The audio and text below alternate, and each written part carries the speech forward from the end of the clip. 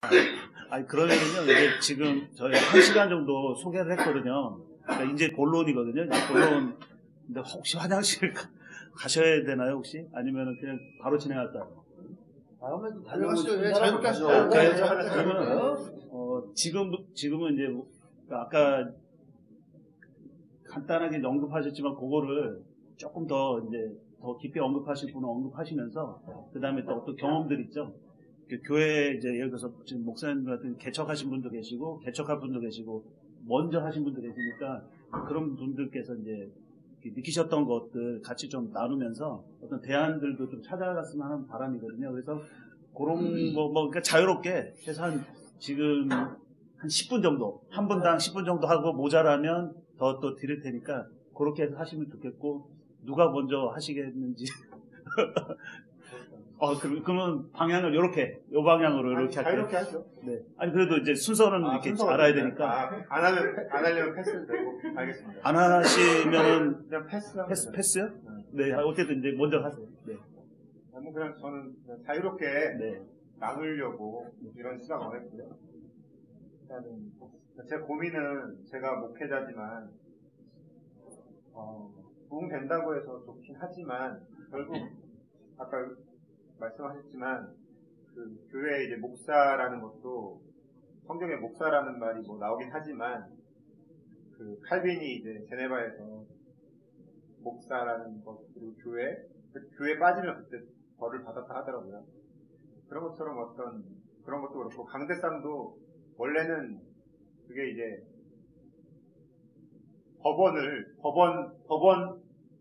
법원을 빌려서 예배를 드리다가 그게 전통이 돼서 이제 강대상도 꼭 우리가 법원에서 재판받는 것처럼 강대상 모양도 그렇잖아요. 그러니까 그런 전통들이 이어져 왔는데 저는 뭐 프랭크 바이올라 책이나 이렇게 보면서 이게 많이 변질돼 있구나. 아까 예배 형식도 말씀하셨지만 그래서 이제 회당 예배는 자유롭게 얘기하면서 나누는 그런 거였고 그래서 바울이 너희 중에 고린도전서 14장인가 보면 누가 말을 다 마치고 나서 이야기를 해라. 그 얘기가 결국은 지금 현대교회에서 예배를 묘사하는 건 그렇게 될 수가 없거든요. 왜냐면 목사님 혼자 얘기하거든요. 예배 시간 동안. 우리는 계속 그 교장 선생님 훈화 시간처럼 막 그냥 듣기만 하고 그리고 끝나고 이제 만단 말입니다.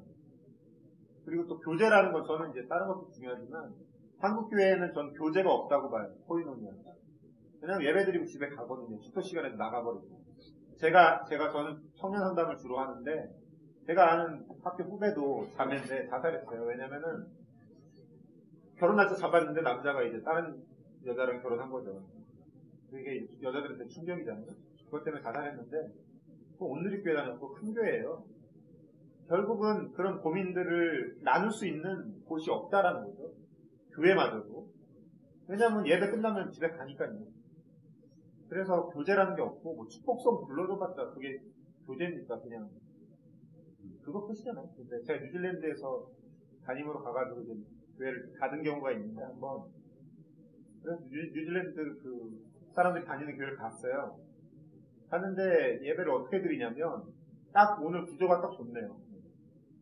여기가 예를 들면 그 체육관을 빌려서 했는데 여기가 예배당이에요. 예배를 드리는데 목사님은 여자 목사님인데 그건 중요한 게 아니고 그리고 그 의자를 어떻게 했냐면 그 목사님이 개척한 얘기를 들어보니까 자기 집에서 제일 자기가 앉았던 소파를 다 갖고 오라 그랬대요.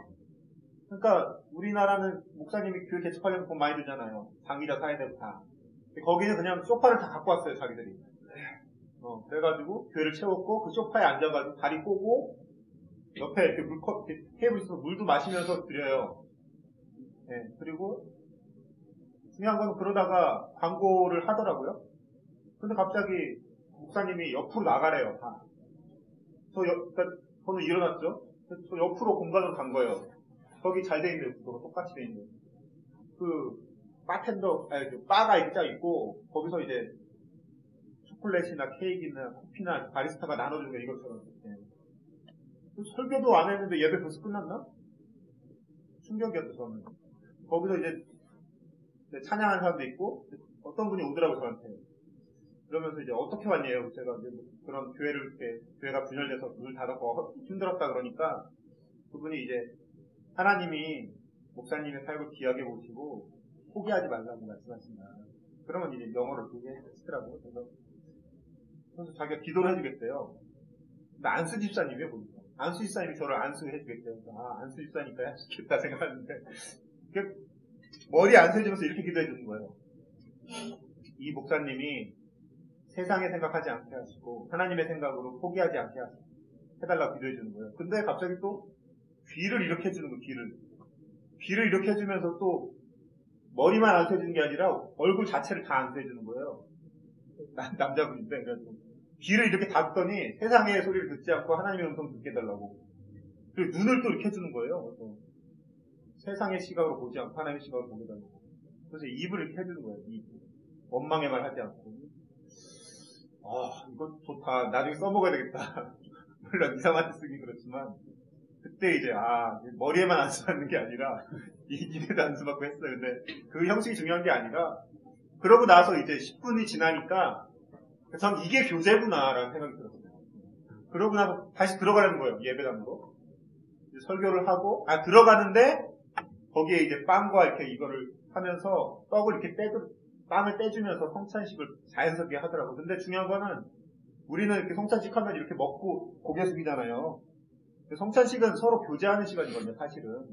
근데 우리는 기도하고 눈물 흘리면서 좋지만 그냥 끝나잖아요, 그걸로. 근데 거기 사람들은 찾아가서 자기가 잘못했다 얘기하고 그걸 가지고 성찬식 시간에 교제를 또 잡담을 하면서 막 또 재밌게 또 하는 거예요.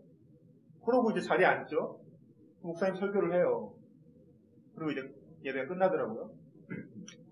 그래서 저는 그러고 나서 뉴질랜드가 되게 자연이 좋은데 가산율도 되게 높아요. 왜냐면 사람들이 거기가 천국인 줄 알고 쉬러 갔다가 힐링 받으러. 근데 막상 가보니까 별게 없는 거예요. 그래서 자살을 하고 그러거든요. 뛰어내리고. 근데 그런 뉴질랜드 교회가 그렇게 하니까 자살률이 떨어졌다고 하더라고요. 왜냐면 그렇게 강제적으로 교제할 수 있는 시간 주니까. 예를 들면 여기서 우리가 예배를 드린다 하면 가서 거기서 이렇게 또 대화를 하는 거지.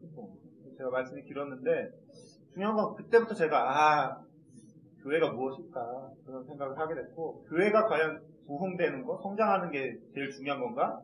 한 영혼이 중요한 건데, 저는 한영혼 교회라고 교회를 이름을 짓고 싶었는데, 한영혼 교회 네이버에 검색해보니까 우리나라 교회가 5만 개인데 한영혼 교회라는 교회가 없어요. 진짜 제가 목사지만 솔직히 그런 이름이 중요하지 않지만 그래도 좀 욕이 나와요. 솔직히 말해서 한영혼이 중요하다고 그렇게 말을 하는데 교회 이름은 한영혼 교회가 없다 이 말입니다. 다 무슨 할렐루야 교회, 어떤 교회도 여기 제가 운전하면서 왔는데 더 사랑의 교회, 더 믿음의 교회, 큰 믿음의 교회, 큰 은혜의 교회. 그러니까 너무 그 형용사만 붙여놨지. 네, 그렇죠. 그걸 고민하고 싶었습니다, 저는. 그래서 기존의 것을 깨고 정말 성경적으로 하는 것이 무엇인지 한번 논의하는 것이 중요하다고 생각합니다. 이상입 해주시면 됩니다. 이 성경적인 교회라는 단어를 좀 관심을 가졌는데요. 우리 아이가 결혼을 하시고 지금 부산 교회에 있는데 그 교회를 소개해 주려고 제가 며칠 동안 우리 교회에서 한방도 하고 있었어요. 30일이나 거기 교회 이거를 그때 다닌 것 같아요. 영상에 우리 아이한테 좀 추천해줄 만한 교회가 뭐가 있을까? 그래서 이제 포도나무 교회인가? 거기 크게요. 방송이나 포도 교회인가? 김문은. 네. 우리 아이가 며칠 추천해주는 교회인데 제가 찾아보는 교회를 보냈는데 오히려 그냥 교회 안 가는 분은 집에서 있는 것이 낫겠다는 생각이 들었어요. 아이한테 되게 미안합니다. 그리고 또 하나는 우리 사이는 기독 크리스찬은 아니고 집안이 불교 집안이다 보니까 그래서 제가 얘기하니까 교회를 좀 다니고 싶어 하는데 성경에 관해서 이렇게 누가 가르쳐주는 분들이 없고 그래서 우리 아이들을 생각하고 이제 그 김성수 목사님 정도는 안 돼도 좀 비슷한 이야기를 좀 하는 뇌를 좀 찾아보자 해서 꽤 여러 번 들었어요. 근데 결론은 그런 분은 한 분이 이제 외국에서 오셔가지고 몇 정도 조금 하시는 분이 있어서 그분을 소개해서 나가라 그랬는데 아이들이 너무 학구적으로 하다 보니까 아이들이 너무 힘들어하는 것 같아요. 그래도 그분이 좀 나은 것 같아서 이야기를 하는데 그 교회, 성경적인 교회를 우리가 어떻게 얘기를 해야 될까 그런 생각을 좀 많이 했었거든요. 사실 그거에 대해서는 바울도 고민을 되게 많이 했던 것 같아요. 그 에클레시아라고 하는 단어를 처음에 사용하기 시작한 게 서로 바울의 시작이었다고요. 그게 아마 제자들한테 영향을 줘서 그런지 바울 이후에 기록이 됐던 복음상 두 군데서만 예수님이 얘기하시는 교회라는 이야기를 하는데 거기 에클레시아라고 하는 단어가 사실은 그 당시에는 공의회라고 해서 의회의 의미로 해서 그 단어를 이미 쓰고 있었거든요. 근데 왜 사도 바울이 그 단어를 가져와서 교회라는 단어로 그걸 다시 사용했을까 그런 생각을 되게 많이 했어요. 사도 바울이 생각하는 교회와 예수님이 생각하는 교회는 공통점도 있고 좀 다른 점도 있겠지만 사도 바울은 믿는 사람들이 커가니까 어떤 조직이 필요했다는 생각을 했던 것 같고요. 예수님이 생각하는 교회는 하나님의 나라를 그냥 후상으로 이야기하자는 하는 생각이 드는 거예요. 근데 사도 바울이 얘기하는 에클레시아라고 하는 그 의미를 좀 더 이렇게 뒤집어서 들어가 보면 그가 에클레시아라는 단어를 쓰면서 조직을 해요. 집사하고 어떤 일을 하고 어떤 그런 시스템에 관해서 이야기를 하거든요. 그러니까 사도 바울이 사람이 많아지면서 생기는 문제들을 계속 지적하잖아요. 그러니까 사도 바울이 되게 교회라는 데 대해서 고민을 많이 했다는 생각이 들어요. 그러니까 그 사람들이 모이면은 뭔가 하나님의 나라가 이루어지고 시작될 줄 알았는데 교회가 커지니까 사도 바울이 쓸 편지가 많아지는 거예요. 자꾸 문제가 생기니까. 그러니까 사실은 지금 서신이라는 책 안에 들어가 보면 그 책에는 무슨 얘기냐면 우리가 예수님을 만나면서 생기는 문제가 뭔지를 그 서신 전체에서 이야기해 주잖아요. 그 다 문제의 이야기지 그게 해결책은 아니었거든요. 근데 저도 지금 좀 더 성경적인 어떤 교회 이런 것들을 한다 그러면 사도 바울이 처음에 고민했던 그 교회의 모습이 우리가 이제 앞으로 좀 생각해 봐야 되는 교회의 모습이 아닌가 하는 생각이 들고요. 제가 이렇게 저는 이제 안수는 안 받았지만 그 신앙 공동체를 만들자고 몇 사람하고 모여서 처음에 들었던 얘기가 반대하는 얘기가 이거였어요. 그 중에서 누군가가 아주 강한 사람이 나타나면 그 사람에 의해서 옳든 그르든 그 사람에 의해서 또 새로운 뭔가가 만들어지기 때문에 차라리 그냥 조금 부족하더라도 목사님이 낫다. 그런 이야기를 들었어요. 근데 더한 공동체 이장 목사님, 네. 그분의 그 설교 메타를 들으면서 제가 되게 좋아했던 게 뭐냐면 이진호 목사님, 이진호 목사님.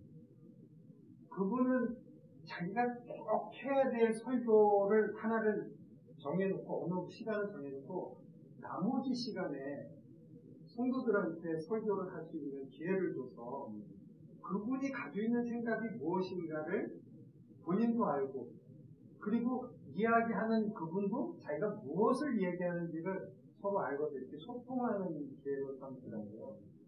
그래서 저는 그런 교회들이 좀 생기면 어떨까 하는 생각이 드는 거예요. 그래서 아까 제가 처음에도 그런 말씀을 드렸지만 그 삶에 관한 이야기, 이런 이야기들을 너무 고민을 하고 그러는데 사실은 우리의 삶이라고 하는 거는 우리가 어떻게 살아야 되는지, 우리가 잘 살고 막 이런 데 신경 쓰다 보면 삶이 고민이 되지만, 우리 삶이라고 하는 건 하나님이 우리에게 주는 하나의 메시지거든요. 지금 성서를 보면 다른 경전들은 뭘 어떻게 하라, 뭘 어떻게 하라 이렇게 돼 있어요. 유다서는 그렇게 돼 있어요. 유다서는 83절인가 183절로 돼 있는데, 거기는 구어체예요. 뭘 어떻게 하라, 하나님의 뭘 어떻게 하라 이런 식으로 이야기하는데, 성경 전체는 그냥 어떤 우리의 삶의 이야기하는 어떤 여행가가 쓴 여행의 이야기처럼 우리의 삶을 이야기하면서 그 삶 속에다가 하나님의 어떤 메시지를 숨겨놓고 그걸 발견하게 하시거든요. 그러니까 저는 이렇게 생각합니다. 그러니까 우리 삶의 모습, 내가 나를 바라보면서 내 삶에서 다른 사람은 모르지만 나만은 알 수 있을 거라고 생각해요. 내가 하나님의 아들이라 그러면 내가 살아가면서 어렵고 고통스럽고 좋고 행복한 그 삶 순간순간 속에서 하나님이 나에게 하는 그 음성이 있는데, 내가 거기에 관심을 안 두기 때문에 그 음성을 듣지 못하는 거지, 순간순간 하나님은 나한테 어떤 메시지를 이야기하고 있다고 생각해요. 그래서 저는 우리 아이들이나 주변에 어려움을 당한 사람들한테 위로를 하지 않습니다. 당신을 너무 사랑하기 때문에 그동안 안 들어줘서 그렇게 어려움을 통해서 하나님을 바라보라고 주시는 하나님의 선물일 거라고 나는 생각한다. 그러니까 그 안에서 하나님의 음성을 들어보는 게 어떻겠느냐는 그런 거죠. 그러니까 하나님의 그 성서적인 교회는 그런 걸 좀 알려주는 교회가 되면 참 좋을 것 같아요. 사람들이 어떠한 상황이 있든지 그 상황 속에서 하나님이 우리에게 이야기하고 싶어하는 이야기가 뭔가지를 날마다 찾아가면서 사는 삶입니다. 근데 사실은 그런 삶을 보면 그게 하나님과 나와의 묵상이거든요. 그러니까 내가 하나님을 생각하는 생각이 끊어지질 않아요. 아주 작은 일에도 하나님이 저희를 통해서 하나님이 나한테 무엇을 이야기하고 있을까를 생각하고 고민합니다. 근데 그걸 해결하는 방법은 뭐냐면 성경이 그게 사전이 됩니다. 내 현실의 사건 속에서 풀어지진 않는데요. 성경을 보다 보면 그 사건이 성경 안에 있는 거예요. 그리고 성경에서 설명하는 하나님의 그 선지자들의 설명들이 있거든요. 그걸 통해서 내 삶을 보는 거죠. 그러면 가난하고 아프고 어려운 사람이 그 안에서 별로 좌절할 일이 없어요. 아까 네. 죄송합니다. 우리 윤 선생님 아까 말씀하신 때 이제 불교 이야기를 네.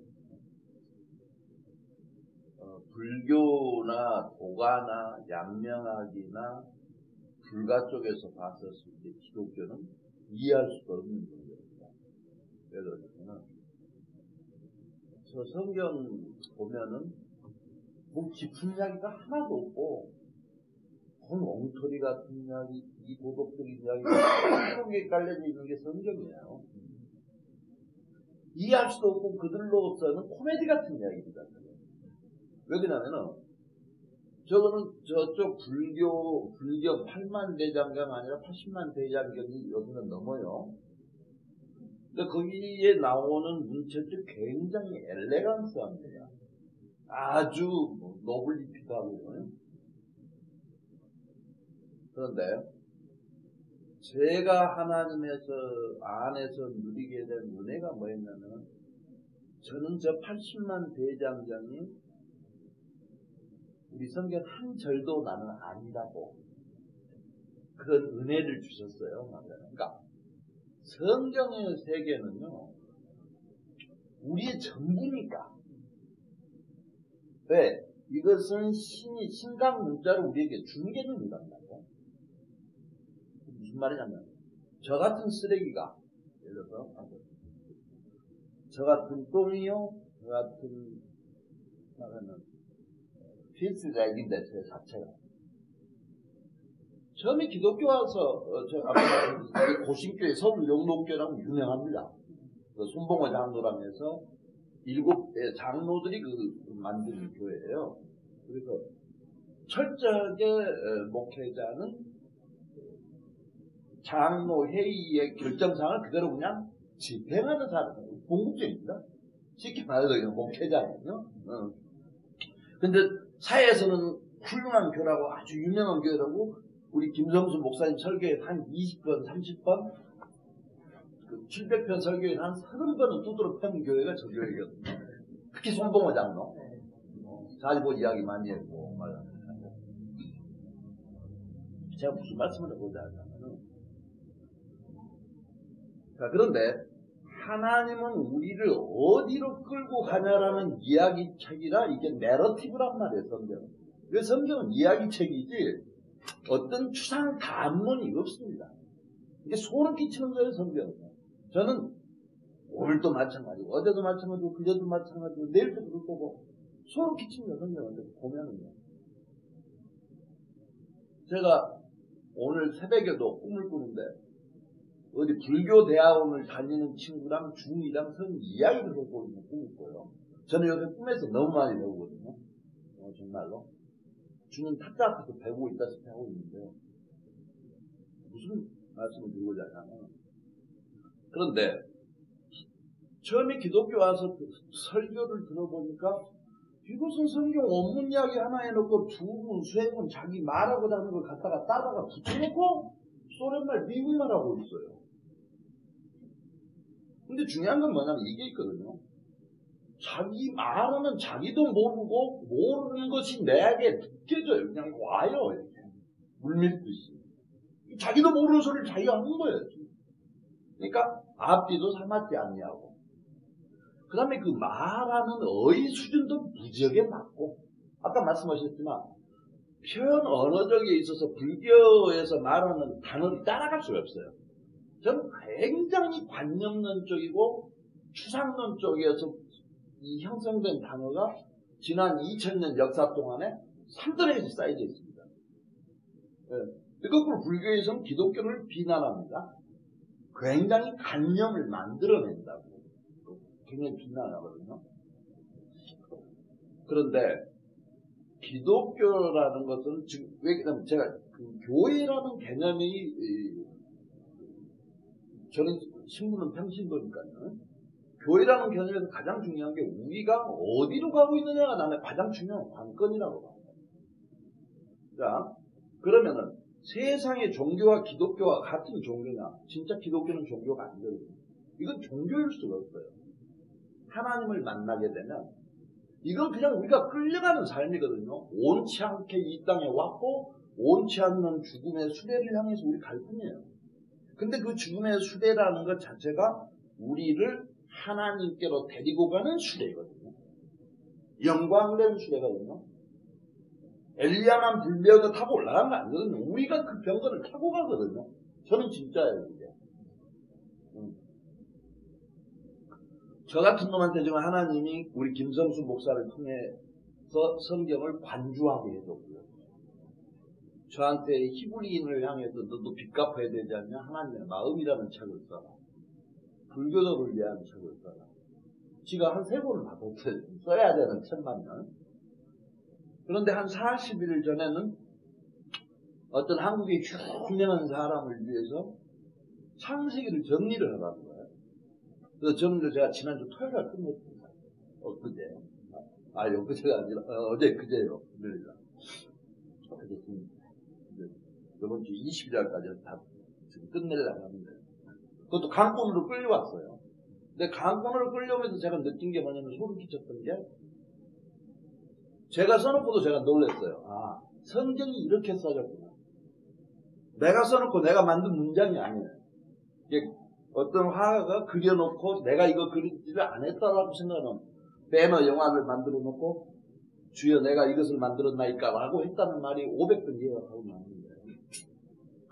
그렇다 그러면은 불교에서 말하는 내용이 굉장히 노블리틱하고 하진 않은 그 안에 내용 아무것도 없어요. 아무것도 없습니다. 엄청나게 깊은 것 같아요. 근데 없어요. 지금도 모르는 소리예요. 저는 대학교 1학년 때 대한민국에 아주 유명한 중절에 가서 제가 한 달을 있었던 적이 있어요. 그때 뭐 공부한다고. 다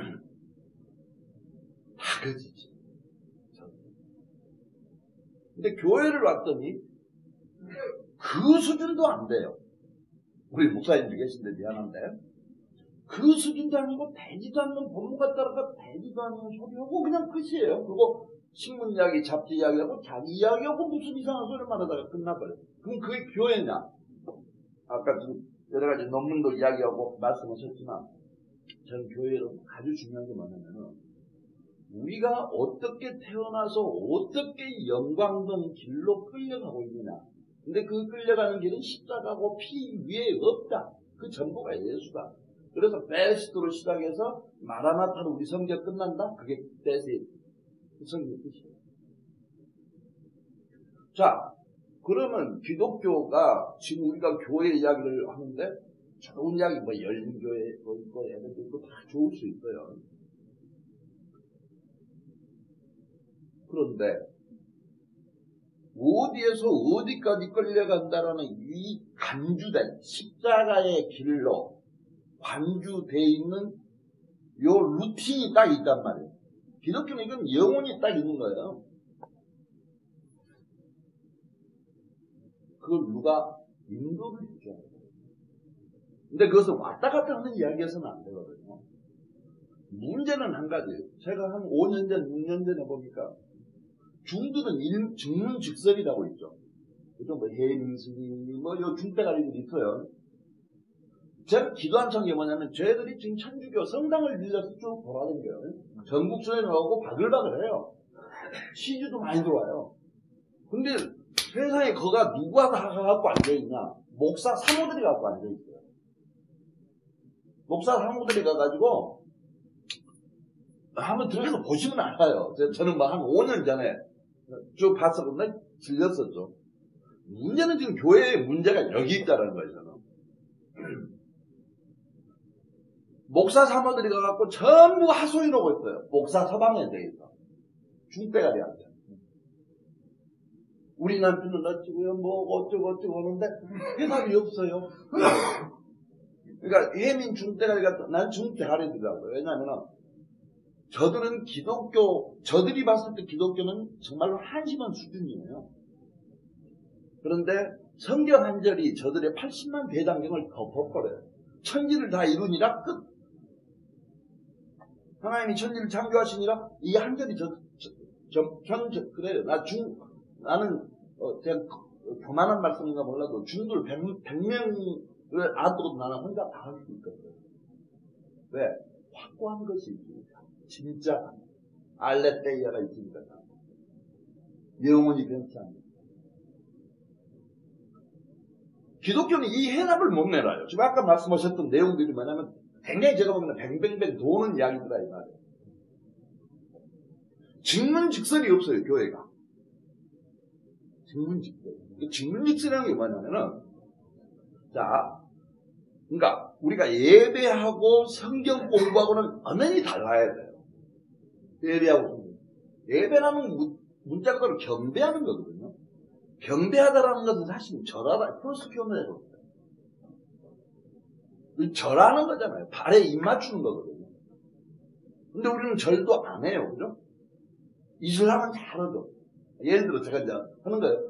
그 절하는 심정으로 주님의 발등상에 발을 맞추는 우리의 심령이 우리의 예배거든요. 그게 월스톱이거든요. 그것도 없어요. 그런 절라감도. 근데 그것은 주 목사가, 저는 이제 제 표현이에요. 주 목사가 있어서 그걸 끌고 가줘야 돼요.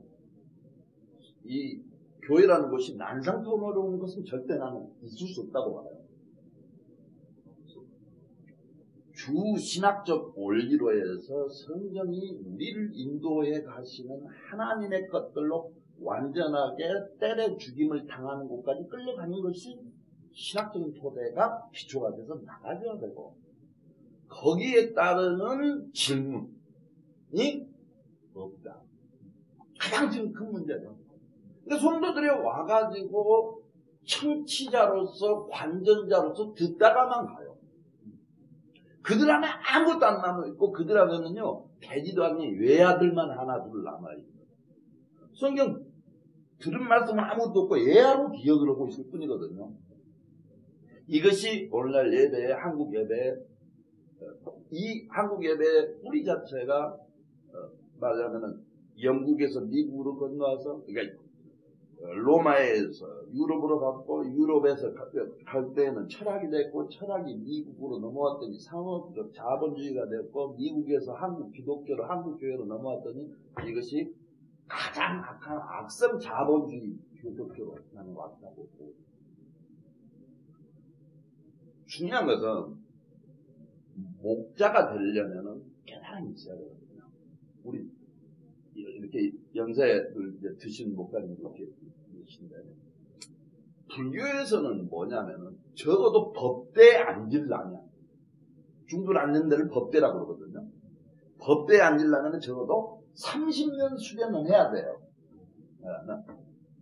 30년은 참선을 해야 되고 30년은 법화를 공부를 해야 된단 말이에요. 기본기가 따라는 밑바닥이. 근데 기독교는 이게 안 돼요. 공부를 할 수가 없어요. 그죠? 목사님 계시지만 공부 끝나고 나오거든요. 그 다음에 처자식 먹여 살릴 일이 없어. 그 다음에 거기서 뭐 사목할 일 별로 없어. 이거 오로지 법 공부한 놈은 앉아서 법 공부만 하고 참선하고 있는 놈은 참선만 하다가 기어 나오거든요. 그러니까 그럴듯한 소리 나올 뿐이에요. 사실. 근데 우리 기독교도 그런 대선배들이 많죠. 그래서 저는 뭔 말이냐면 자 우리 모임에서 좋은 안이 나와가지고 교회 안이 하나 나올 수 있다면 자, 주 목회 끌어가실 분 한 분은 계시고 항상 그것에 따른 디스커션이 있었으면 좋겠다 이 말이에요. answer and question. 퀘스천에 대한 answer가 먼저. 나는 answer가 먼저 나오고 퀘스천이 나왔으면 좋겠다 이 말이에요. 자 이러이러한 답변이 하나님으로부터 있는데 너희들은 질문이 있냐? 이게 어떻게 살아야 되냐? 따위의 이야기가 아니고 복음에 대한 그 진실성에 대한 밤낮 뭐 베레아 사람들처럼 성경을 너희가 뭐 상고를 해봐라. 그건 뜻도 아닌 소리고 그건 대단한 신학적 경륜이 있어야 되는 것이지 일반 성도들한테 그걸 구할 수 없잖아요. 문제는 저들이 생활에서 느낀다라는 건 전체는 성경은 이야기책이기 때문에 다 생활이에요. 성경에서는 관념론적인 이야기 단 한 개도 없잖아요. 완전한 다 생활이고 삶이죠. 그죠?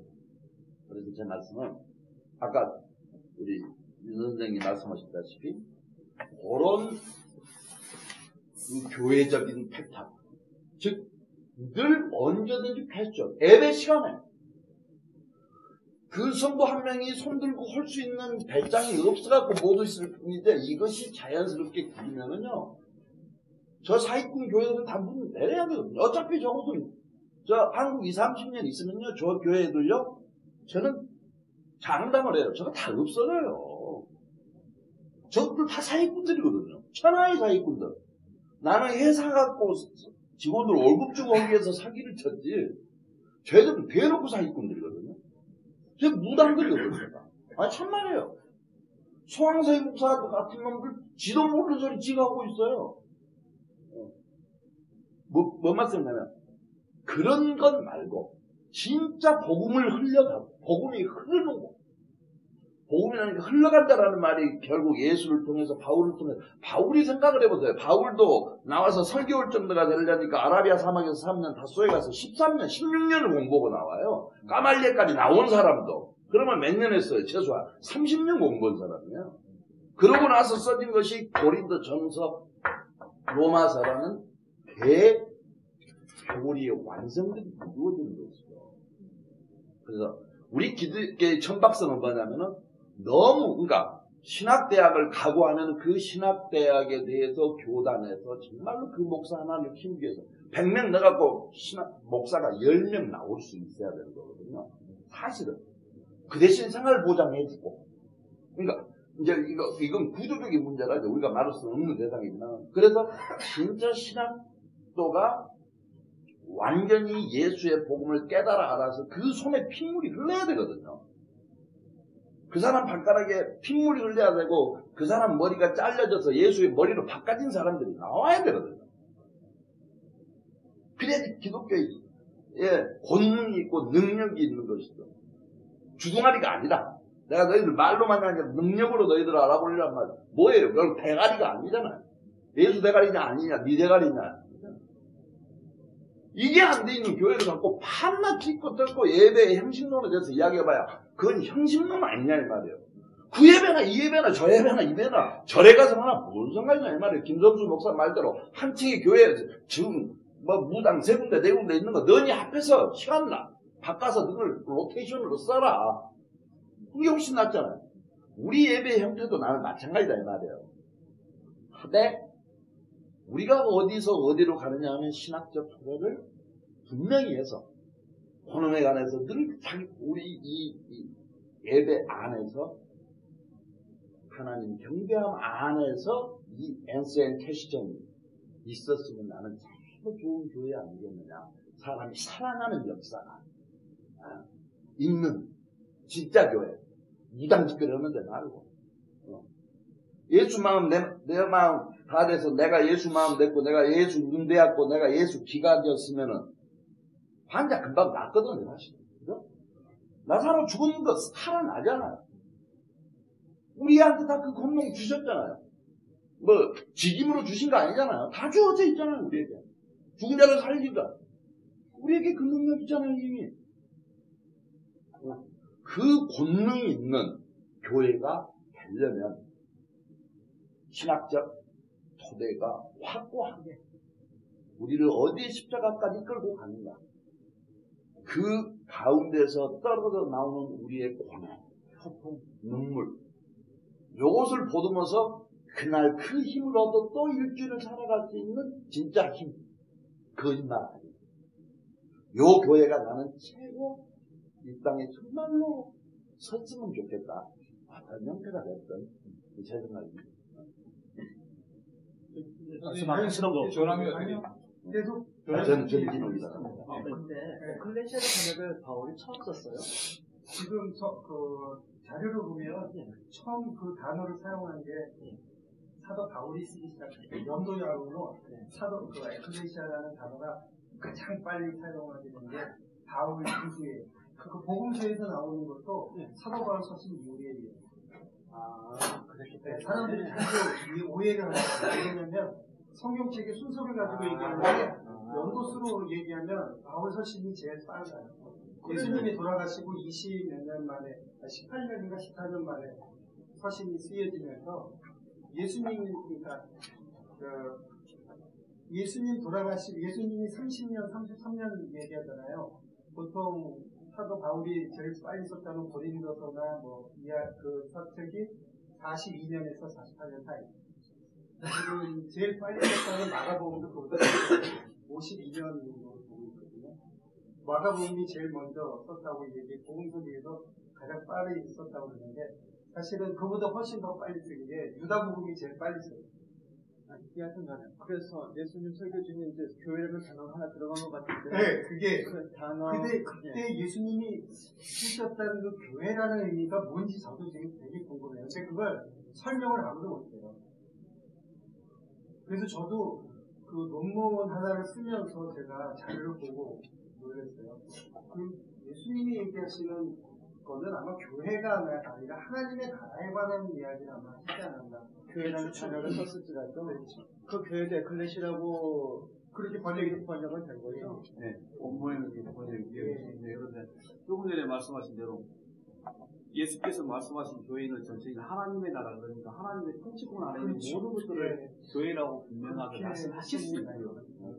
사도 바울이 말했던 것은 어찌 보면은 회당을 개념해 주지 않았나 이런 의미를 생각하고 있습니다. 그러니까 회당하고 공의회를 합친 그런 왜냐하면 말씀을 같이 나누었기 때문에. 그런데 회당에서 말씀을 나눴을 때도 그게 회당 문화라는 게 아까도 말씀하셨지만 어떤 교회가 따님에게 성경을 교회를 선택을 하게끔 무슨 예를 쓰셨는데 거기에 선택을 못 하셨던 이유가 거기는 한 가지 이유입니다. 말씀이 있다는 거죠. 그렇죠. 가서 얘기 들어보면 다른 얘기를 하고 있으니까 이제 저기 방금 방금 다시 설명해서 이제 예수님의 교회는 뭐냐 이제 말씀하시는데 갑자기 제가 전에 이제 설교했던 게 생각이 나는데 예수님 이제 요한복음이든 어디든 세례 요한이 먼저 이제 이렇게 얘기를 하잖아요.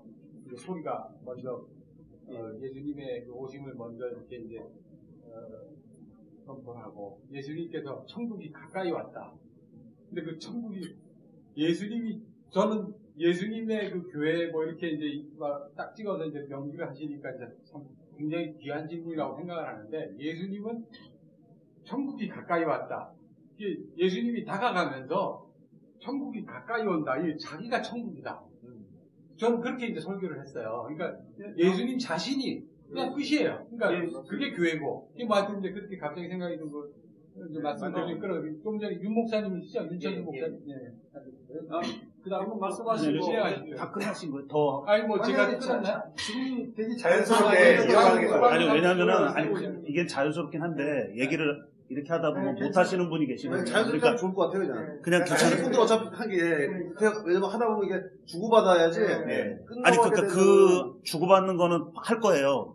그러니까 지금 하신 거를 기록 좀 하셨다가 그 다음에 서로 막 계속 주고받는 건 별도로 할 텐데 그냥 시간이 많으니까. 왜냐하면 지금 이렇게 하다 보면 나중에 어떤 분은 시간 없어서 못 하실 수 있으니까 일단은 다 하셨나요?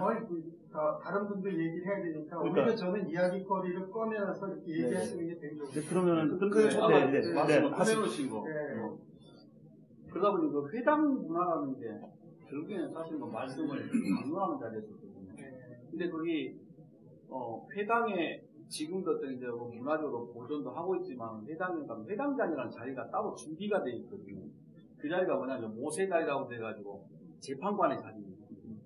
결국에는 말씀을 나누는 사람들도 회당 안에서 사실은 일반 평균적인 말씀을 전혀 나누지는 못하고 여기는 뭐 율법학자들이나 뭐 서기관 바리새인들 이런 정도 사람들이에요. 근데 최종적으로 그 말씀을 결정하고 예를 들어서 재판관의 자리니까 여러 사람의 이야기를 듣다 보니까 이게 참 맞는 거다라고 결정권자가 따로 있었다는 이야기거든요. 그 자리가 있었다는 거죠. 저는 그래서 성경적인 교회 이야기를 우리가 주제를 가지고 이야기하다가 지금 회당이 나오고 아까 뉴질랜드 교회 말씀도 하시고 또 여러 같이 토론했던 그런 또 목사님 말씀도 누가 나와서 같이 말씀을 나눌 수 있는 이런 공간. 그래도 사도 바울이 말했던 그런 도중은 뭐 필요하지 않겠느냐. 당연하죠. 말씀을 최종적으로 당연하죠. 아까 우리 저기 선생님 말씀하셨지만은 어느 정도 이렇게 결론을 내리고 그런 뭐라고 그럴까요? 잘못되고 잘된 거예요. 사도 바울이 그 역할을 한 거잖아요. 한 군데로 모아야죠. 사도 바울이 그 역할을 최종적으로 모아야 되는 거죠. 우리 모이라. 이런 모든이 생겼어요. 저도 우리 교인들이 누가 8명, 9명밖에 식구들밖에 없지만은 한 달에 한 번 정도는 이렇게 한번 해봤으면 좋겠다. 좋습니다. 말씀 주제를 갖다 놓고 바로 그 말씀이에요. 나눠주고 조금 전에 나 성찬에 대한 또 굉장히 지금 내가 그래 이것도 한번 해보고 싶다는 생각이 들 정도로 지금 굉장히 좋은 어떤 그런 제가 말씀하셨는데 그러니까 목사님이 펀디멘탈을 딱 내놓고 먼저 설교로 내놔주고 그 펀디멘탈에 대해서 각 성도들의 퀘스천을 받아서 근데 사실은 퀘스천을 받기 전에 이미 앤서가 먼저 펀디멘탈에 다 들어있는 거죠. 그죠? 네, 참 말씀드리면 내가 아쉬운 게 우리 유선생님이 따님한테 교회를 어느 교회를 보낼까라고 고민했을 때 참 교회가 제대로 된 교회가 없었다는 게 진짜 조금 나왔나. 근데 제가 지금 이제 몇몇 분들하고 이야기를 나누고 또 이런 모임도 처음이기도 하지만 의외로 정말 복음적인 목사님들 또 그냥 집사님들 상당히 많습니다. 깜짝 놀랄 정도로 와 이런 말씀을 가지고 계셨구나. 노예석상에서 목사님들 한 80명 모인 앉은 그 자리에서 노회장 목사님 강단 빌어서 사기치지 말아라 제발. 뭐 이런 분으로 선포하는 목사님 있다고 그러면은 말씀 가지고 장난하지 말아라. 그래서 저는 개인적으로 하시더니 뭐 이사 신방 안 합니다. 사업장 신방 안 합니다. 가서 할 게 없어요. 하다 보니까 걸리는 게 너무나 많은 거예요.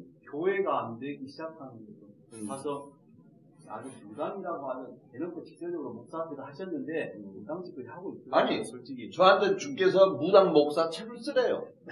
아니, 참말이에요. 그 원고 다 준비해놨어요, 지금. 네. 아 진짜 그래서 교회 잠깐만요. 그래서 제 친구가 어디 그걸 뭐라 그러죠? 노회장 하고 있는 놈이 있어요. 페사데나에 있는 신학교에 어제 뭐죠? 팔복 말고 뭐죠? LA에 페사데나 거기 나온 교단에 있는 놈인데 저는 깨놓고 이야기를 하거든요. 야 무당 목사를 쓰라고 그러는데 어떻게 해야 되겠냐 그랬더니 고개를 탁 돌려봅니다. 근데 중요한 게 뭐냐면 그들한테 진짜 나는 쟤네들 신앙 아무것도 없는 것으로 간주를 해요. 거꾸로 제가 만나면 죄송한 이야기지만 그래서 거꾸로 제가 신앙을 얘기를 해줍니다. 그러면요 다른 데 쳐다봐요. 진심으로 말씀드릴게요. 몰라요. 예수를 몰라요. 관념론적으로 어디 논문 100개에서 공부 몇 개 배웠던 걸로 이해를 해요. 그러니까 지 삶하고도 아무 관계없고 성경이 내러티브로 돼 있다는 것도 몰라요. 그리고 그냥 줄줄줄 읽어요.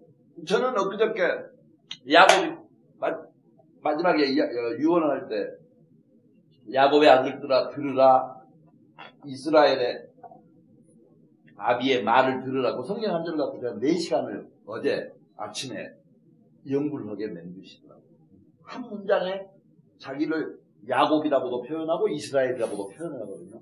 그래서 내가 무지막지한 은혜를 받았는데 중요한 건 진짜 기도를 많이 해야 돼요. 목사를 헐다면 진짜 제가 보기에는 하루에 4시간은 최소한 무릎 꿇고 앉아서 하나님 말씀 받아갖고 말도 마라 이 말이에요. 어디서 책 본 짓거리 하지 말고 진짜 주께로부터 받은 계시로 왜? 성경 말씀이 그래야지 열려지거든요. 그 열려진 말씀을 갖고 성도한테 풀어야 돼. 성도들의 가서 심장을 찢어내고 간장을 찢어내고 골수가 찢어지거든요. 병들어 구부러진 자, 손 마른 자가 일어나는 역사가 거기서 일어나거든요. 무당짓거리에서 걔들이 살아나는 게 아니고, 그죠? 그게 우리 주님의 사역 아니시고 사역이고 그것이 우리를 찢어내는 거 아닙니까? 제가 사업으로 저는 사기를 많이 쳐와놔서요. 사기꾼 이야기는요 금방 들어요. 제가 기독교에서 방송을 안 본 지가 이제 한 7, 8년이 넘었는데 기독교 방송 하루 종일 설교를 보잖아요. 한 건을 제가 건진 적이 없고 근자에는 제가 주께로부터 받은 마음이 있어요. 그러면 주님 우리 한국에 우리 세대에 구원받은 사람이 몇 명이나 될까요? 교회에서 사기치는 주의 이름을 부르는 자마다 구원을 얻으리라 그런 사기꾼들 말고요. 했더니 주께서 저한테 뭘 주시냐니까 진짜로 내가 철천히 놔뒀지. 예? 그럼 한국이 남북한 합해하고 7천만인데 10,000명 다 하나씩이네요. 저 참말입니다. 10,000명에 한 명 있어요. 우리 천국에서 만날 사람 진짜로 없어요. 다 저 부분이에요. 제가 이야기 마무리를 하고 마무리를 하고 또 다음 네네네. 참 우리 이제 교회가 그래서 한번 분이 이렇게 말씀하시는 걸 듣다가 보니까 그랬더니 회당 문화가 참 굉장한 교회를 또 만들 수도 있겠구나 이런 생각을 제가 한번 해봤습니다. 조금 더 이제 더 많은 분들 이야기 듣다 보면은 또 나름대로 저한테 세워지는 뭐 교회를 있을 것 같다는 기대가 지금 있으니까 이제 한번 해보시죠. 다 끝났습니다. 예, 끝났습니다. 제가 1분만 이야기하고 아니 지금은 안 되고요. 왜냐면 일단은 10초만 제 말은 뭐냐면은 아까 그 질의응답하는 거 있잖아요. 통상 질의하는 걸 보니까 3사람 4사람 하면 끝나더라고요. 한 예배가 제가 봤어요. 미국에서 한번 봤었는데 서너 사람은 다 공감을 하거든요. 그 생각 나도 가졌거든 하게 되거든요. 이상입니다. 그러니까 지금 충분히 자유토론 하실 수 있는 시간 충분하니까 일단은 얘기하시는 분이 이제 맥이 끊기잖아요. 중간에 막 하시면. 그러니까 메모하셨다가 뭐 어떤 거는 나중에 하실 때 물어보시고 하시면 좋을 것 같고요. 그리고 저는 지금 아까 얘기하시는 이제 그 교회를 얘기를 하시고 하나님 나라를 얘기하셨잖아요. 제가 청년 때 그 교회를 다닐 때 목사님들, 그러니까 그때 좀 유행하던 게 하나님 나라가 되게 아주 유행하던 적이 있었거든요. 그래서 하나님의 나라가 뭐냐, 그 부분에 가서 이제 고민을 많이 하고, 그게 이제 어떻게 보면 제 신앙의 근간인지도 모르겠어요. 그게 쭉 지금까지 이어져서, 근데 그 교회와 뭐 하나님의 나라가 같다고도 볼 수가 있고, 다르다고, 약간 좀 차이 나는 부분도 있는데, 저는 어쨌든 아까 얘기하신 대로 예수님께서는 하나님 나라를 선포하러 오셨고, 그 하나님 나라의 어떤 구체적인 눈에 보이는 가시적인 부분이 교회다. 그게 중간에 이제 바울이 그걸 확산시켰고, 그러면 이제 그게 뭐 현재 우리 그 교회, 눈에 보이는 이런 교회들도 그 결과물 중에 하나가 거고요. 그리고 이제 이게 부족하더라도 그 안에서 어떤 개선해 나가는 어떤 그런 부분들이 있으면 있었지, 너무 부정할 필요는 없다. 왜? 아니, 부모가 아무리 솔직히 뭐 문제가 있더라도 거기서 태어났으면 부모를 부정할 수는 없잖아요. 지금 교회가 이렇게 온 거는 어떤 사람들은 뭐 주류가 있고 비주류가 있다고 그러는데 다 합쳐서 그냥 한 데서 온 거잖아요. 그러니까 너무 그거를 부정하는 거는 저는 별로 바람직하지 않다고 생각하고, 그 가능하면 어쨌든 그분들이 만약에 문제가 있다라고 그러면 그분들한테도 그런 어떤 복음을 전하는, 그분들한테도 정말 이런 게 복음이야 라고 얘기를 하면 되지, 뭐 너희는 좀 이렇게 제껴버리고, 그럼 벌써 인간들은 어떤 존재냐면요, 딱 구분해내버리면 얘기 안 하려고 해요. 그냥 마음을 끊어버려요. 그러니까 너무 그런 모습보다는 좀 어떻게 보면은 정말 모르겠어요. 그게 예수님의 마음일 수도 있는데, 저는 좀 되게 긍휼한 마음 있잖아요. 그러니까 정말 저 사람한테, 이단들도 그렇게 하잖아요. 어떻게 보면 정말 순수한지도 몰라. 정말 그들은 정말 이게 복음인데 너 정말 이거 복음 좀 알아먹으라고 열심히 그렇게 하거든요. 근데 우리는 뭐 어떻게 보면 정말 복음이라고 생각하면서도 그들에 대한 열심도 별로 없고, 그리고 또 우리가 이제 뭐 김성수 목사님 말씀 들은 사람들 중에서는 일부분을 보면은 그런 거를 별로 가치 없게 여기더라고요. 그리고 뭔가 다르게 해야 된다고 생각을 하고, 근데 다르게 할 수 있나요? 제가 볼 때는 그때 전화, 지금 전화. 그러니까 예를 들자면 복음을 우리가 알아들었다고 하면은 그 복음은 별거 없어요. 예를 들어서 뭔가 달라진 사람으로 우리가 거듭난 것처럼 보이는데 육신의 눈으로 보면 다 똑같거든요. 복음 전이나 지금이나 죄인이잖아요. 그리고 죄 안 짓는 사람 없잖아요. 마음속으로도 그렇고 뭐 행동으로도 그렇고 우리가 죄를 짓기 때문에, 뭐 제가 볼 때는 그 어떤 복음에 의해서 변화된다고 하는 그런 부분들도 사실상 어떻게 보면은 변화가 거의 없다고도 봐요. 그런데 조금씩은 뭔가가 이렇게 달라지는 부분이 있거든요. 그러니까 그게 뭐냐면 뭐 예를 들어서 그 성경에서도 나오잖아요. 죄인들. 그 죄인들은 벌써 마음 자세가 달라질 자세가 돼 있어요. 왜냐하면 난 죄인이라고 본인이 인정하잖아요.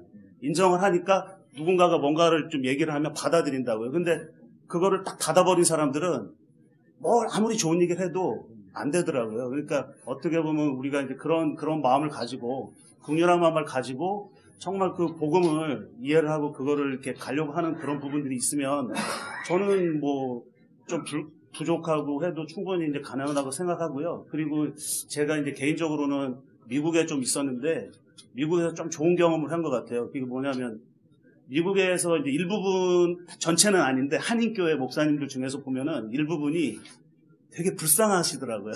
제가 불쌍하다는 의미는 뭐 다른 게 아니라, 한국에서 있으면은 목사님 대접을 받잖아요. 뭐 예를 들어서 식사를 한다고 막 좋은 자리에다 해주고 상석에다 해주고, 그 다음에 뭐 하여튼 목사님은 그냥 앉아서 편하게 그냥 말씀만 연구하세요 막 이렇게 하시는데, 미국 교회는 예를 들어서 식당도 목사님 서야 돼. 그리고 성도들이 말을 안 들어. 뭐 얘기하면 좀 이렇게 대든다 그러죠. 약간 뭐 따지기도 하고. 근데 우리나라에서는 감히 어디 목사님한테 따져요. 따지면은 이제 그게 좀 어떻게 보면은 불손한 것부터 시작해서 뭔가 신앙적으로 문제가 있다고 생각하고. 근데 어쨌든 이제 우리나라는 좀 그런 문화잖아요. 교회 문화가 아니라 어떻게 보면 전통적인 우리 유교 문화에서 기독교가 이제 들어와서 이게 믹스가 된 것 같아요. 근데 어쨌든 미국에 있는 한인들을 봤더니 제가 볼 때는 좀 그때 당시는 좀 불손하게 보였어요. 아, 어떻게 목사님한테 저러냐? 근데 목사님하고 얘기해. 목사님 힘 안 드세요? 했더니 처음에는 좀 힘들었는데 이게 겪어보니까 이게 좋다는 거예요. 본인도 또. 그러면서 제가 이제 그런 모습도 보면서 그러니까 이분들은 어떤 다른 거를 안 하려고 그래요. 못하죠. 그리고 그러다 보니까 이제 어떤 분이 미국에서 1000명 목회는 한국에서 10,000명 목회다. 뭐 그렇게 얘기하는 게 이해가 되더라고요. 그만큼 힘들게 하시는데 그런 모습들이 이제 우리나라에도 적용이 되면 좋겠다.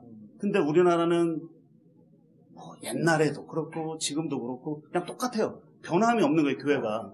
그래서 이제 그런 모습들이 너무 안타깝고, 그래서 최소한 그 정도 부분이라도, 그러니까 목사님이라고 하는 그런 부분들이, 예를 들자면 저도 이런 것도 있어요. 제가 이제 카페직이잖아요. 근데 처음에 좀 그랬거든요. 어디 가가지고 카페직이가 있는데 뭐 옆에서 좀 소개도 안 해주고 좀 약간 무시하는 듯한 하면은 괜히 빈정이 좀 상하더라고요. 별것도 아닌데. 그러니까 어떻게 보면 이제 뭐 그런 거 비슷하게 목사님들도 막 목사님 그런 대접을 너무 안 해주면은 약간 속상하시고 뭐 그런 부분 좀 있을 거예요. 근데 그런 게 본질적으로 중요한 부분은 아니니까 정말로 어떻게 보면 이제 그런 것들은 우리 이제 각자가 자기가 할 일 잘 알아서 하면 되는 부분인 것 같고, 그래서 이제 그런 부분들이 우리나라에도 좀 조금 이제 자연스럽게 들어왔으면 좋겠다 하는 게 이제 제 생각이고, 그리고 이제 제가 그 제주도에 어느 모임을 좀 가봤어요. 근데 이제 거기는 이제 우리 카페 통해서 이제 김성수 목사님을 알고, 그 다음에 이제 김성수 목사님을 좀 건너뛴 다음에 또 한 목사님이 계세요. 유기적 교회라고 하는 그거를 좀 얘기하시는 갑자기 성함이 생각이 안 나네요. 이나화 목사님. 이나화 목사님이라고 하는 그분이 하고 이제 연결이 되는데, 제가 이제 어쨌든 중간 다리를 한번 해준 적이 있거든요. 근데 그 이후로 이제 그분들이 유기적 교회 그분들하고 관계를 잘 맺으셔서 한번 저도 이제 궁금해가지고 거기는 어떻게 예배를 드리나. 근데 목사님은 여기 안 계시고 미국에 계시거든요. 근데 가봤더니 예배를 참석했어요. 그래서 어떻게 예배를 드리냐면, 일단은 성경 이제 찬송을 해요. 찬양을 하고, 그 다음에 이제 성경을 이제 5장 정도 읽고, 각자가 이제 그냥 그 읽은 것 갖고 나누더라고요. 나누고, 식사하고,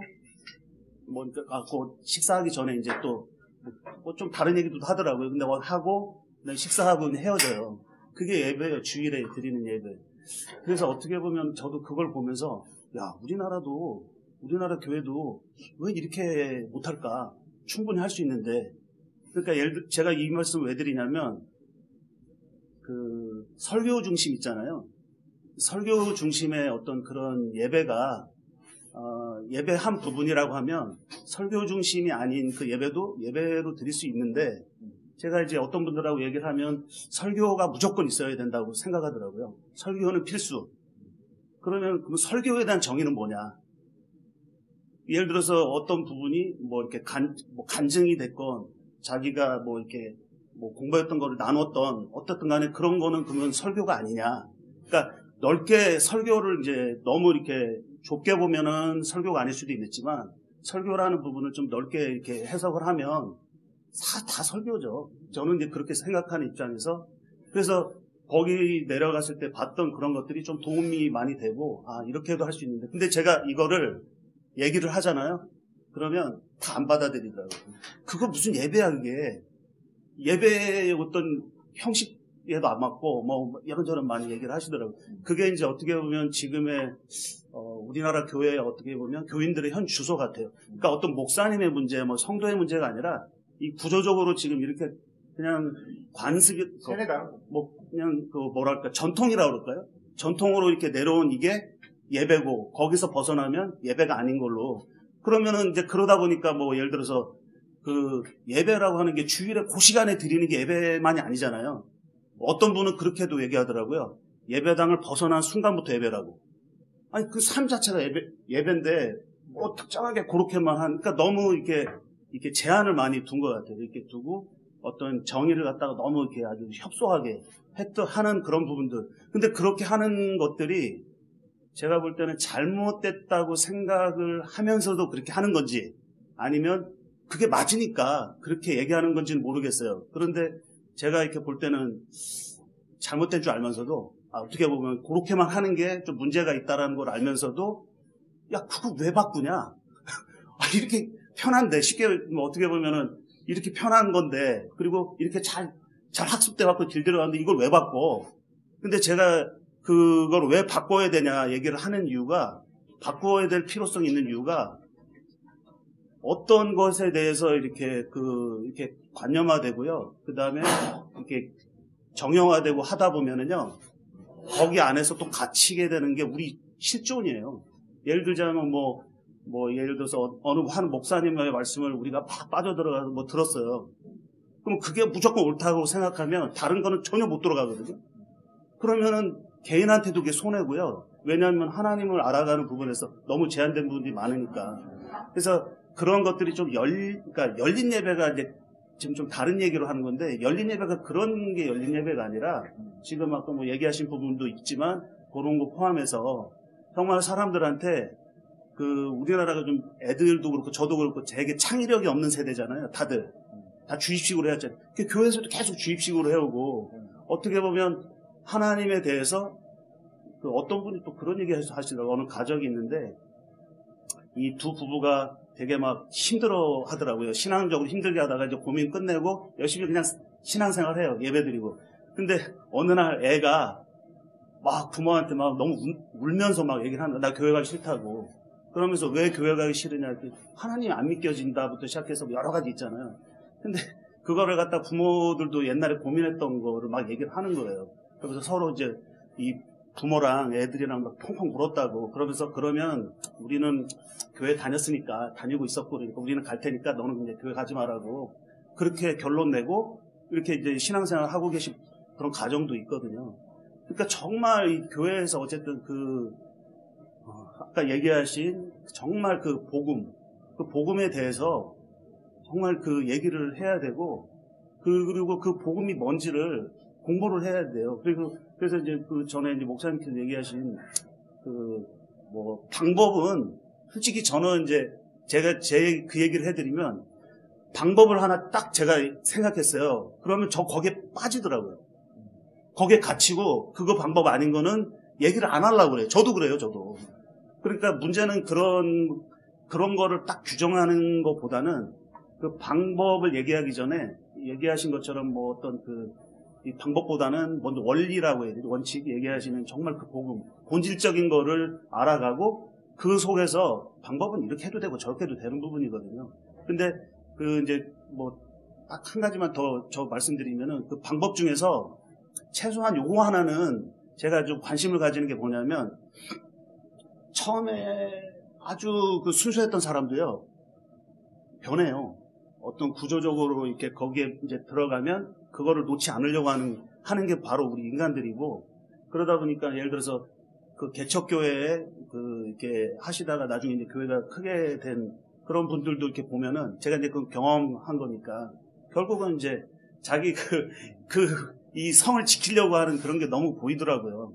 그리고 그거를 어떻게든 자식들한테 주려고도 하고, 뭔가가 그게 눈으로 보이는 달콤한 거니까, 물론 이렇게 달콤하지 않은 부분도 있겠지만은, 그래서 그런 모습들을 보면서 그런 것만 좀 이렇게 장치를 하면 어떨까. 그래서 예를 들자면 이제 미국에서 제가 봤던 그러니까 미국 교회는 아시잖아요. 미국 교회는 목사님들이 설교권만 있어요.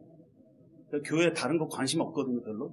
그러니까 우리나라도 그런 거는 도입을 해서, 그냥 목사님들은 주로 이제 설교에 관해서, 아까 얘기하시는 이렇게 다른 분도 세울 수 있고, 이진호 목사님처럼 그 교회처럼 성도들 중에서도 이렇게 세워서 피드백 하면서 하실 수도 있는데, 어쨌든 설교에 관해서만 이제 달란트님도 하시고, 나머지 이제 교회 운영이라든지 그런 관리하는 그런 부분들은 이게 목사님들이 좀 가능하면 그쪽은 이제 관여를 안 하시고, 근데 처음부터 그걸 하면 되거든요. 근데 보통 이제 개척교회라고 하는 게 이제 혼자서 다 하시잖아요.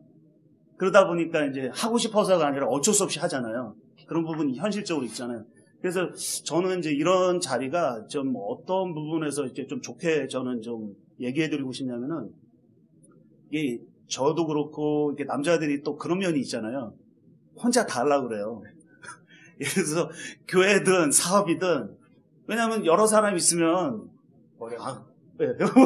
머리도 아프고 계산도 해야 되고 여러 가지 복잡하잖아요. 그러니까 그냥 혼자 다 해버리려고 그래요. 근데 저는 이제 앞으로의 그 세상은 혼자서 다 할 수 있는 이제 그때가 벗어난 것 같아요. 옛날에는 좀 능력이 없고 뭐 부족해도 다 할 수 있는 그런 때였어요. 그러니까 뭐 맨주먹으로 일어섰을 때잖아요.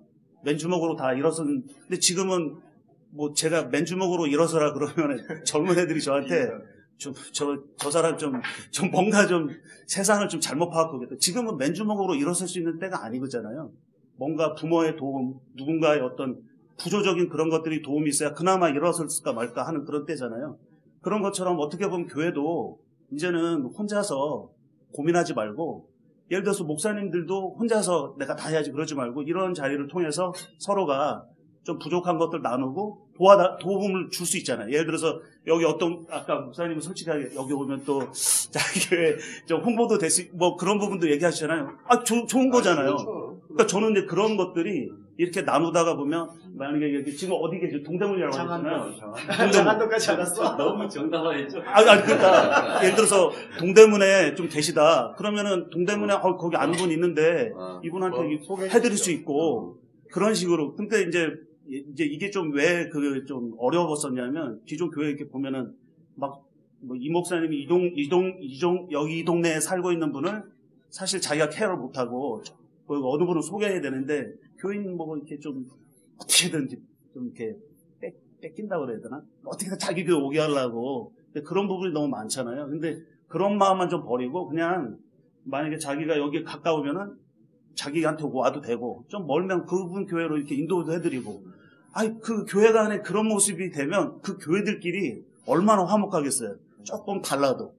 근데 이제 그런 것들을 이렇게 하기 위해서 어떻게 보면 서로 협력하고 서로 돕고 그렇게 가는 부분이 필요하고, 그런 자리가 어떻게 보면 이런 자리에서부터 조금씩 시작하고 그런 문화를 좀 확산하고 하다 보면 여러모로 좋지 않을까. 그리고 어디 교회가 이제 어디 세워지면 그 교회를 위해서 이렇게 물질적으로 도울 수 있는 것도 돕고, 또 기도로 도울 수 있는 것도 돕고 하면서 갔으면 좋겠어요. 그래서 지금 제가 이제 우리나라가 이제 안타까웠던 게, 교회들이 자기 교회만 챙기잖아요. 그러니까 남의 교회는 교회도 아닌 거고요. 어떻게 보면 까놓고 말하면 남의 교회는 교회도 아니에요. 그냥 내 교회만 교회야. 그거 뭐 세상 사람하고 똑같잖아요. 어떻게 보면 내 교회도 소중하지만 다른 교회도 되게 소중하단 말이에요. 왜? 주의 피를 나눈 그런 교회들 아니에요? 그러니까 저는 이렇게 우리나라 교회에서 필요한 부분들이 내 교회만 중요하게 생각 말고 다른 교회도 내 교회 못지않게, 아니면 오히려 내 교회보다 더 다른 교회를 이렇게 챙길 수만 있다 그러면, 제가 볼 때는 그런 마음으로 말씀을 배우고 하다 보면 충분히 현실적으로 이런